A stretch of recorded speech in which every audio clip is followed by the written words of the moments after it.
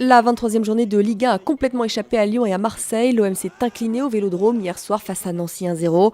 Une très mauvaise opération pour les Marseillais qui ont désormais 6 points de retard sur le leader parisien. Quand on voit ce que fait Paris, quand on voit encore les joueurs qu'ils ont recrutés, c'est clair qu'on se dit qu'ils sont bien partis pour le titre. Après nous on est là en embuscade, on lâche pas, on verra bien ce que ça va donner. À Lyon, même cause et mêmes effets. Défaite 3-1 face à Ajaccio. L'OL est désormais à 3 unités du PSG. Et après 23 journées, il est temps de réagir pour tenter de rester dans la course. On va perdre tous ensemble, on va dire. Comme on gagne tous ensemble. Et puis essayer de se préparer pour rebondir dès la semaine prochaine. Ces jours de rassemblement pour les Bleus, ils se rendent à la mi-journée à Clairefontaine pour préparer le match amical France-Allemagne qui a lieu après-demain. Finalement, ce sera sans Raphaël Varane, le défenseur du Real Madrid est blessé à la cuisse et forfait. Par conséquent, il est remplacé par Mapou Yanga Mbiwa.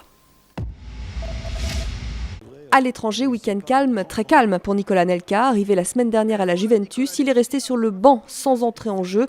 C'était sa première apparition dans le groupe turinois qui s'est imposé 2-1 sur le terrain du Chievo Vérone.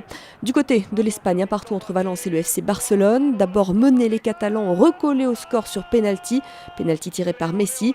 Valence très tenace pendant le match et on le rappelle surtout adversaire du Paris Saint-Germain en Ligue des Champions. Une humiliation pour le 15 de France, battu 23-18 face à l'Italie lors du premier match du tournoi Destination. Plus question évidemment de penser au Grand Chelem et pour affronter le tenant du titre, le Pays de Galles samedi, il faudra faire des changements. On ne peut pas laisser le même groupe. Il va falloir réinjecter du sang neuf, réinjecter une force mentale qu'il n'y a pas eu aujourd'hui. Il va falloir une révolte collective. Et bon, et ça, on sait que l'équipe de France, quand elle perd, on sait que le match d'après, on les retrouve. Il faut l'espérer. France-Pays de Galles se jouera peut-être sans le capitaine Pascal Papé, blessé hier. Il souffre d'une sciatique, il a quitté le stade en ambulance.